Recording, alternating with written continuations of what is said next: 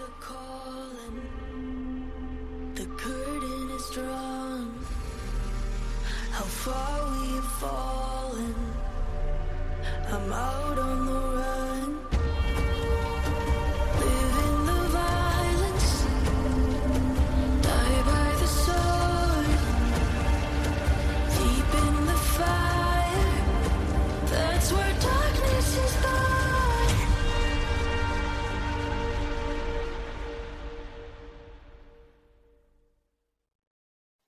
Welcome back, everyone. I know I've been off the radar for a while, and there's a reason for that. The case I'm bringing you today is one that I've just been deeply invested in over the past several weeks. Unexpectedly, I actually found myself intertwined with this case when an anonymous source came to me with shocking evidence about the perpetrator of this heinous murder that I'm discussing. Since then, I've been unraveling layers of deception. I'm uncovering disturbing details that have left those closest to the victim shocked and devastated. And as I prepared for this episode, I really wanted to make sure that I did my due diligence. I will typically avoid covering cases still making their way through the court system because speaking with family and friends can be risky, as most are instructed not to discuss case details with the media or anyone else. But despite all those challenges, this episode has been in the works for quite some time. And today I'm going to take you inside the story. At the heart of today's discussion is Ashley Henning, an extraordinary woman who dedicated her life to service, a woman who suffered at the hands of just a terrible, vile man. And in my opinion, Ashley is being further victimized by a corrupt judicial system. The way her case has played out is just an insult to the very concept of justice. And though the verdict has been delivered, this case isn't exactly finished. There's just one more opportunity for the murderer in this case to benefit from his lies.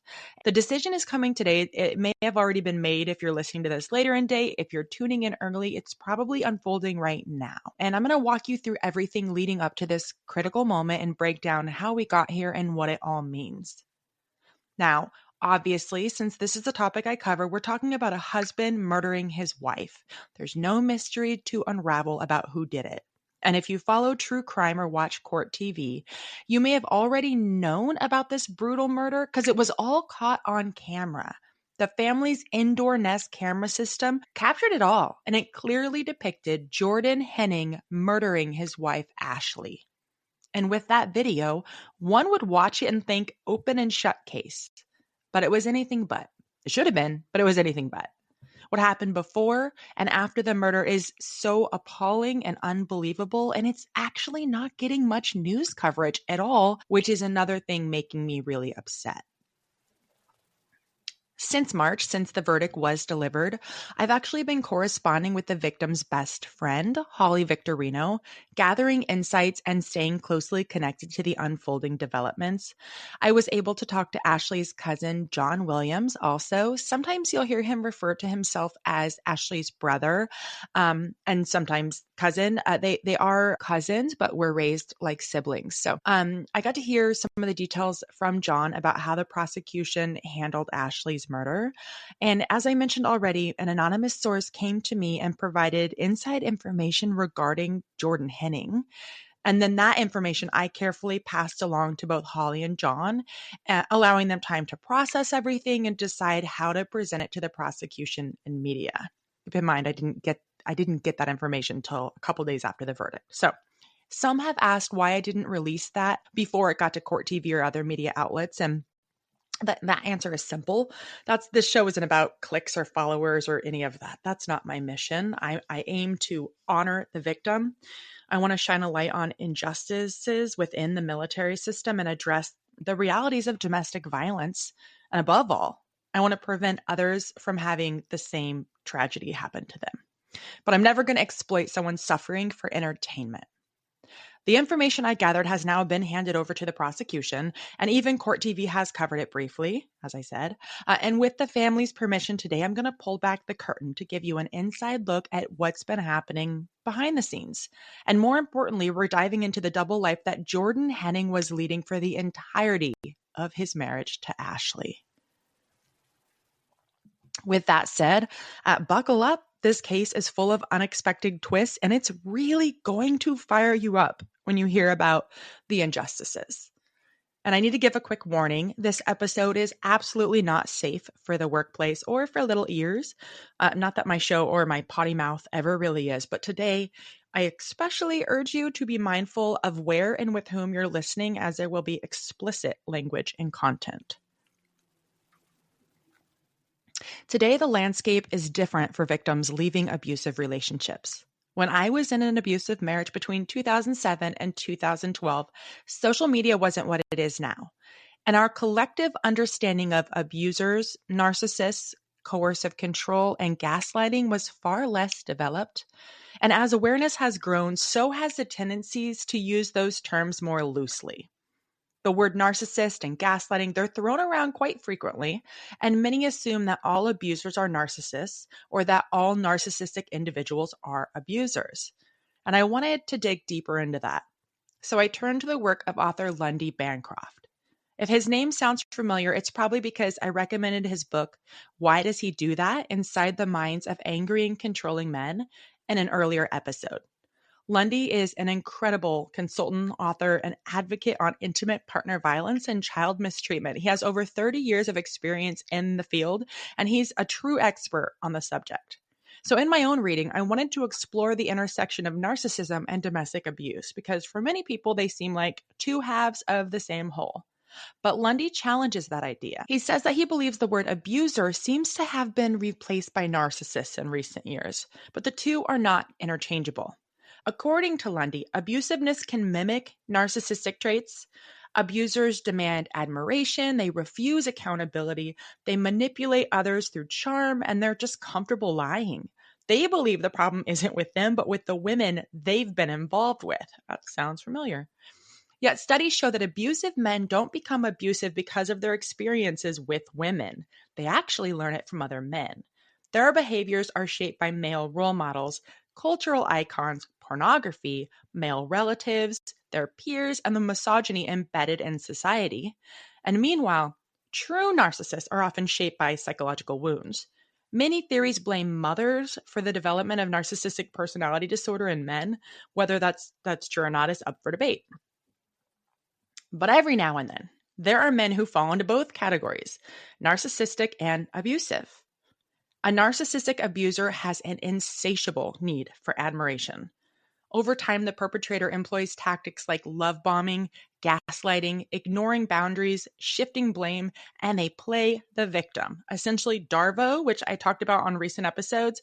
If you didn't hear that, Darvo is when the abuser denies the abuse and then reverses the abuser in offender. They tell everyone that they are the victim of abuse. Other lovely traits they have are to nitpick constantly. They avoid accountability and they justify their cruelty by making their victims feel responsible for it. They create an atmosphere of uncertainty with unpredictable reactions and sudden mood changes. It just leaves their partners and family members in a constant state of anxiety, not knowing what they're going to do next. That makes victims more susceptible to further manipulation and control. Narcissistic abusers exploit emotional vulnerabilities and they'll actually weaponize sensitive information that was shared with them in trust. They use it to manipulate or even inflict emotional wounds. Now, I'm not a mental health professional, but in this case, it's my personal belief that Jordan Henning is both a narcissist and an abuser, and that Ashley was in a marriage plagued by narcissistic abuse. One of the most fascinating insights I've gained through my journey of making this podcast over the last year has come from interviews with psychologists who specialize in understanding the psychology of abusers. One psychologist that I spoke with shared an eye-opening observation with me. She said that narcissistic men often target the most successful women they can find. They, of course, seek out empaths, high-status women admired by others, and those who excel in multiple areas. Why? Because narcissists are just grifters. They want to absorb their partner's success and take credit for her achievements. Narcissists crave admiration, validation, a sense of importance, what's known as the narcissistic supply. Being associated with a successful woman boosts their self-worth, as if they're basking in her reflected glory. But over time, that admiration turns to envy. They don't celebrate their partner's success, they resent it. Instead of supporting her, they tear her down. They constantly criticize, undermine, and chip away at her confidence. Narcissists cannot stand to play second fiddle. And when their partner's accomplishments outshine their own, their need for control escalates. Looking at the dynamic between Ashley and Jordan Henning, we see this pattern clearly. Ashley was accomplished, admired, and driven. Everything Jordan wasn't beneath his fake outer persona. Beneath his arrogance was deep insecurity about who he truly was and his obsession with controlling his image, and it ultimately led to the unthinkable. Like many narcissists, Jordan was more than likely plagued by self-doubt. While narcissists present themselves as grandiose and invincible, often the reality is quite different. Deep down, they wrestle with overwhelming insecurity. Their need to compensate for this leads them to project an air of strength and dominance, an act designed to mask the turmoil within. At their core, narcissists go to great lengths to conceal their weaknesses, fearing judgment and rejection. But the facade can only hold on for so long before their need for control spirals into something far more dangerous. Ashley was everything a person could aspire to be. She was successful, intelligent, hardworking, and deeply loved by those who knew her. She was a beautiful, statuesque woman with a kind heart. She embodied strength and grace. Ashley was an honorable woman who dedicated her life to serving her country. Beginning her military career in 2005, she answered the call of duty with unwavering commitment. She deployed into combat zones multiple times over an impressive nearly 20-year military career. But tragically, Ashley's service was cut short just before she could reach the milestone of retirement. A lifetime of dedication was stolen from her. And while serving, Ashley also pursued higher education. She earned dual undergraduate degrees in a Bachelor of Arts and a Bachelor of Science in Psychology. And she didn't stop there. In 2013, she went on to obtain her Master of Arts in Counseling from Colorado Christian University. Ashley would assist with mental health efforts of service members in addition to her job in HR.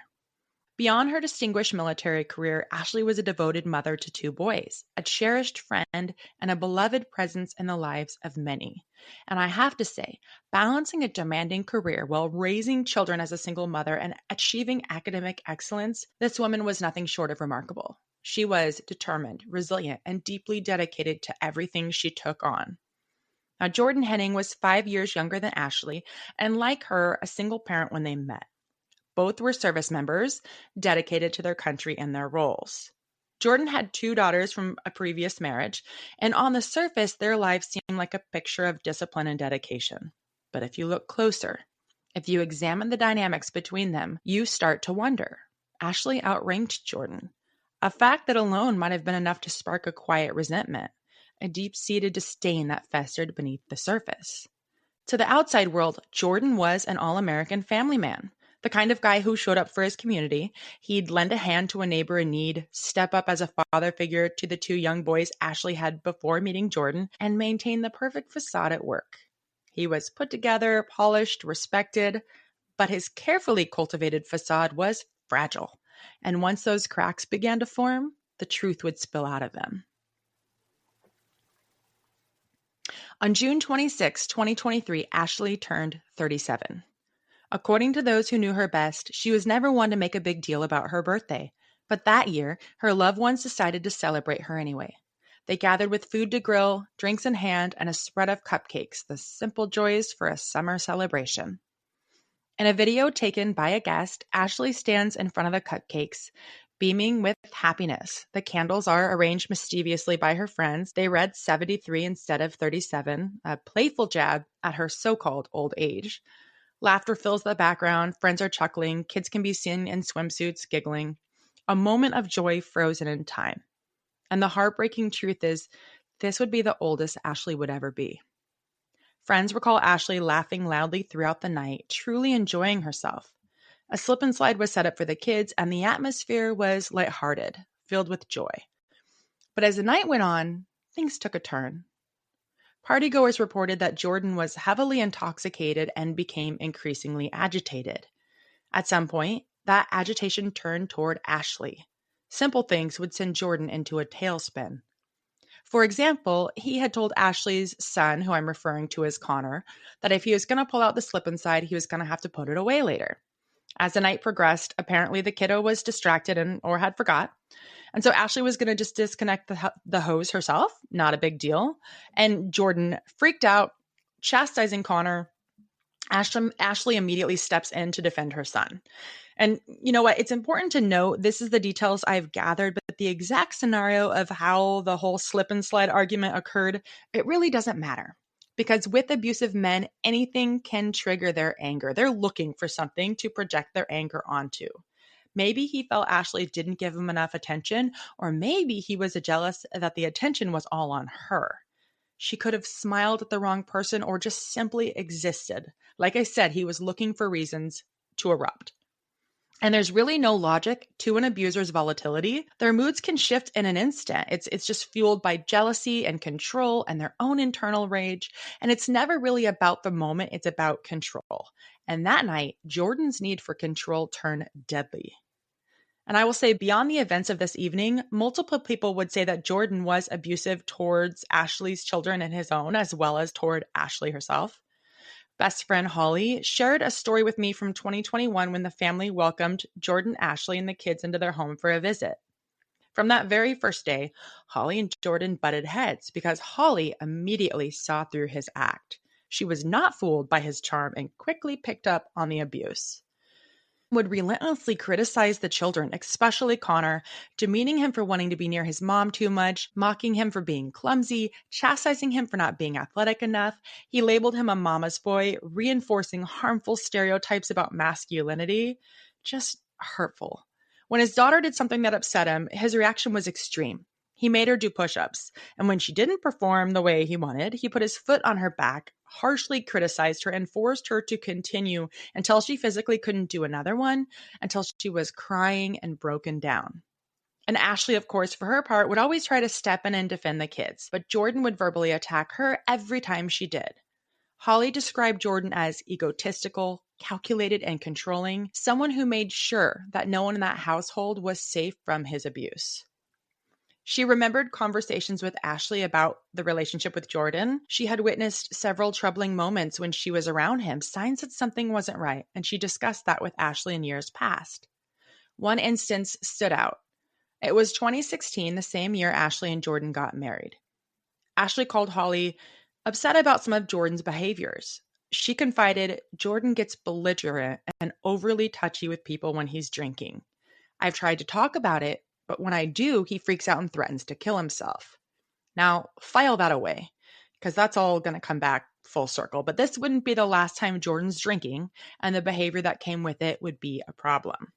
And if you, like me, are a survivor of intimate partner violence, you know this pattern very well. One way abusers maintain control is by weaponizing threats of self-harm. They manipulate their victims into staying, and sometimes maybe they're not suicidal at all. It's just manipulation. Other times, they may be both, manipulative and probably capable of suicide. Either way, it's abusive.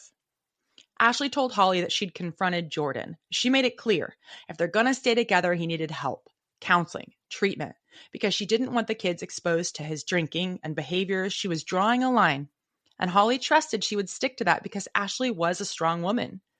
But as we'll see, sometimes even the clearest boundaries aren't enough, because nobody was safe from Jordan's destructive and controlling behavior. Now, friends also recalled how Jordan treated his daughter in everyday life. He actually pulled her from youth sports at a young age, not because she didn't want to play anymore, but because Jordan didn't think she was competitive enough.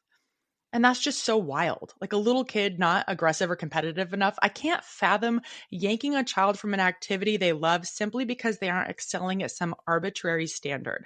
That's not the point of childhood sports. I will say I refereed a lot of basketball in my life, and I worked for the YMCA doing youth sports, and then all the way up to in college, I would referee men's intramural games, and nobody was more obnoxious than the dads in youth sports berating me and my fellow referees, or worse, they're little kids, projecting their desires to be a good athlete onto their 7-year-old girls. It's gross. So Jordan was the epitome of toxic masculinity, the kind of man who dismisses his kids' emotions by saying, you're crying over that, keep it up. I'll give you something to really cry about. And that's the atmosphere that Ashley lived in. That was the man she was up against. Now, back to the night of Ashley's birthday. As the evening wore on, Jordan's agitation escalated, and guests became increasingly uneasy and began to leave. More than one birthday party guest would later testify at trial about how his mood steadily deteriorated throughout the night. And while I'll break down the witness testimony in more detail when we get to the trial, one thing was clear. Everyone around them could sense something was terribly wrong. Jordan was unraveling, and Ashley was left there to deal with it. Now, at some point, the argument moved inside. A moment later, dissected in court to footage captured on the Nest cameras Jordan had installed to monitor his family's activities. During the argument leading up to Ashley's murder, Jordan berated Ashley relentlessly. I watched that video 100 times. It makes me sick.